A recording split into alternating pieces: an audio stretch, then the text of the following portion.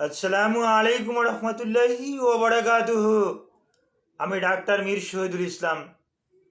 আমার গুরুত্বপূর্ণ চেম্বার তথা ঐতিহ্যবাহী শেখঘাট সিলেট থেকে আপনাদের মাঝে যুক্ত হতে পেরেছি ও সিলেট থেকে যুক্ত হয়ে প্রতিনিয়তই গুরুত্বপূর্ণ ভিডিও আপলোড করে আপনাদেরকে উপহার হিসেবে পাঠিয়ে দিচ্ছি।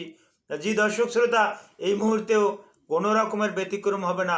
অত্যন্ত গুরুত্বপূর্ণ একটি ভিডিও আপলোড করে আপনাদের উদ্দেশ্যে পাঠিয়ে দিচ্ছি। জি দর্শক শ্রোতা, মনোযোগ সহকারে ভিডিওটি না টেনে পুরো ভিডিওটা দেখলে নূতন একটি তথ্য আপনারা পেয়ে যাবেন। আজকের যে বিষয়টা আলোচনা করব এটা একটা নূতন বলতে আমি প্রতিদিনই যে সমস্ত বিষয়গুলো নিয়ে আলোচনা করি, হ্যাঁ, একাধিক ভিডিও কিন্তু আমি করি না। একই বিষয়ের উপর একাধিক ভিডিওর সংখ্যা কিন্তু কম হয়। এক একটা রোগ জড়তার উপরে কিন্তু এক একটা ভিডিও করি। সুতরাং এটা যদি আপনি কোনো অংশ ছেড়ে দেন, টেনে দেন, হ্যাঁ, তাহলে কিন্তু আপনি আসল যে বিষয়টা, এর যে সারমর্ম, এটা কিন্তু আপনি বুঝতে পারবেন না। যার পরিপ্রেক্ষিতে আপনাকে অনুরোধ করব আপনি পুরো ভিডিওটা দেখার জন্য।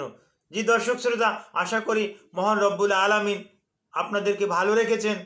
ওই মহান রব্বুল আলামিন আমাকেও কুশলে রেখেছেন বিদায় আপনাদের সম্মুখে এসে দু চারটা চিকিৎসা বিজ্ঞানের কথা বলার সুযোগ পেয়েছি।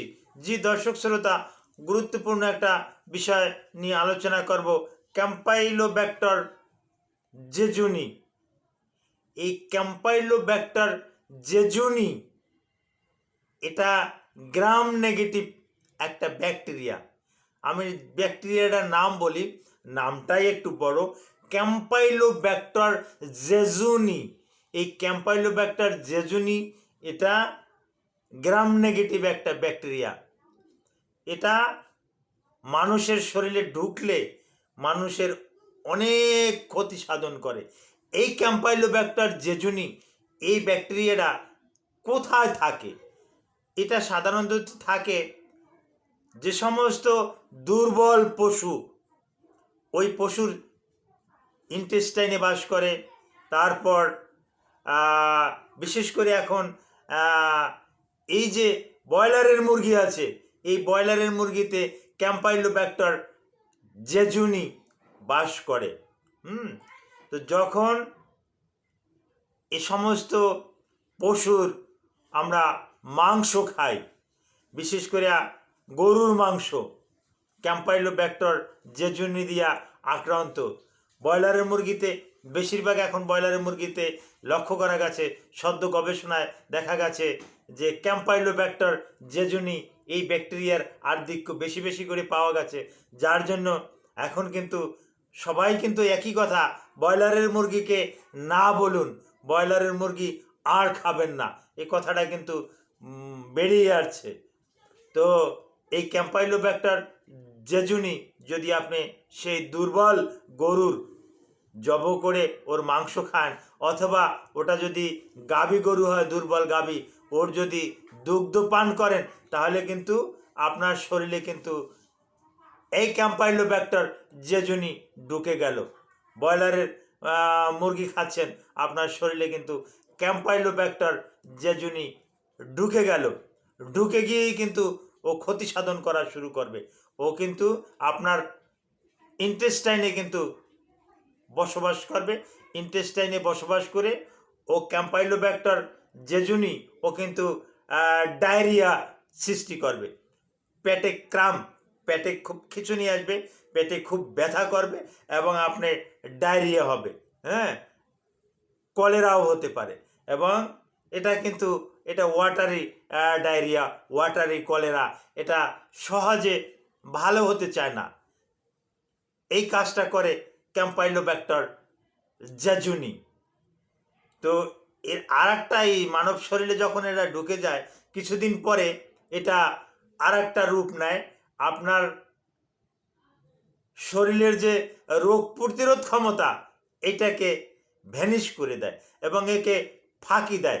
একে ফাঁকি দিয়ে এ নিজেই স্ট্রং হয়ে যায়।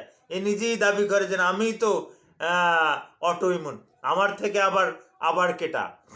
যেমন ইসরায়েলি, উদাহরণ দিয়ে না বললে বুঝবেন না, ইসরায়েলি লোকদের, ইহুদিদেরকে পৃথিবীর কোথাও আশ্রয় দেয় নাই। তারা জার্মান থেকে বিতাড়িত। জার্মানেও বিশেষ করিয়া আম, জার্মানে এখনো কিছু আছে। তো জার্মান থেকে বিভিন্ন জায়গাতে ছড়িয়ে ছিটিয়ে আছে। কিন্তু হিটলার কিন্তু ইহুদিদেরকে নিধন করছে, কিছু রেখে দিছে বর্তমানে আমাদেরকে দেখার জন্য। আর যা দেখছি আর এর থেকে বেশি লাগে না। ওরা ওই ফিলিস্তিনিতে গিয়ে বসবাস করলো, এখন ফিলিস্তিনিদের কি চেনে না, বলতেছে তোমরা কারা, এটা তো আমার দেশ, এরকমের। অথচ ইসরায়েলটা কিন্তু ফিলিস্তিনেরই একটা অংশ। হ্যাঁ, ওরা কিন্তু তাদেরকে জায়গা দিছে। এই ইসরায়েলের কিন্তু মানচিত্র এই পৃথিবীর বুকে কিন্তু ছিল না। আপনারা ইতিহাস ঘাটাঘাটি করলে এগুলো পেয়ে যাবেন। জিওগ্রাফি দেখলে আপনারা, ভূগোল দেখলে, আপনি ভৌগোলিক ম্যাপ দেখলে আপনারা এটা জানতে যাবেন। এটা আমার তো বিষয় না, তারপরেও বলছি। ওই ক্যাম্পাইলোব্যাক্টর যে জিনিস প্রসঙ্গে কথাটা আসলো, তাই কথাটা না বলে পারলাম না। তো ক্যাম্পাইলোব্যাক্টর যে জন্যই আপনার শরীরে নিজেকে নিজে বলবে যে আমি আপনার যে সৈনিক আছে, আমার যে সৈনিক আছে, আমার যে অটোইমিউন আছে, এটাকে ধ্বংস করে ও নিজে নিজে বলবে যে আমিই তো এখন সর্বে সর্বা, আমি অল ইন অল, আমার উপর দিয়ে আর কেউ নাই। অর্থাৎ আপনার রোগ প্রতিরোধ ক্ষমতাকে ধ্বংস করে দেবে। তখন এটা হবে অটো ইমিউন ডিজিজ। তো এই অটো ইমিউন ডিজিজ আপনার নিজের সেল আপনার ধ্বংস করতে থাকবে, একটা আরেকটাকে ধ্বংস করতে থাকবে। এর পরিপ্রেক্ষিতে যে রোগটা হয়ে থাকে এটা অত্যন্ত ভয়াবহ, যার পরিণাম প্রায় মৃত্যুই বলা যেতে পারে। এখান থেকে কিছু রোগী বেশি আসলেও সে সারা জীবনের জন্য এক রকমের পঙ্গুত্ব। রোগটার নাম বলছি, এই রোগটা আবার জিবিএস। এটা জিবিএস সম্পর্কে আমি একটা ভিডিও করেছি, আর একটা করবো হয়তো বা। জিবিএস মানে এটা মিনিংসটা হয় গুলেনবারি সিনড্রোম অথবা গিয়েনবারি সিনড্রোম। এটা ব্রেনের একটা রোগ। এটা ব্রেনের ডিমেনশিয়া, স্মরণশক্তি একেবারে লোপ পেয়ে যায়, আলজাইমার ডিসঅর্ডার। শুধু এটাই না, আর আপনার সমস্ত শরীরটাকে এই অচেতন করে ফেলে। আপনার এই হাতের আঙ্গুলটা যেরকম আমি এভাবে এভাবে নাড়াচাড়া করতে পারতেছি, এভাবে ইচ্ছাকৃতভাবে আপনার শরীরের কোনো একটা অঙ্গ নাড়াচাড়া করতে পারবেন না। আপনার হাতে যদি একটু শরীরে যদি একটু টাচ লাগে তাহলে ব্যথায় কান্নাকাটি করবেন, এবং শরীরের কোথাও কোনো স্পর্শ করলেই আপনি ব্যথা অনুভব করবেন। এইটা হলো যে জিবিএস এর একটা সিমটম। গিয়েন বা গুলেনবারি সিমটম বা গিয়েনবারি সিনড্রোম। হ্যাঁ, এই রকমের সমস্যা কিন্তু হয়ে থাকে। তো এই যে ক্যাম্পাইলোব্যাক্টর জেজুনি, এটা থেকে আপনি পরিত্রাণ পাওয়ার জন্য আপনার করণীয় কি? আপনাকে বিশেষ করে গরুর মাংস, এমনকি ছাগলের মাংস, দুম্বার মাংস, এগুলো একটু হিসাব নিকাশ করে খেতে হবে।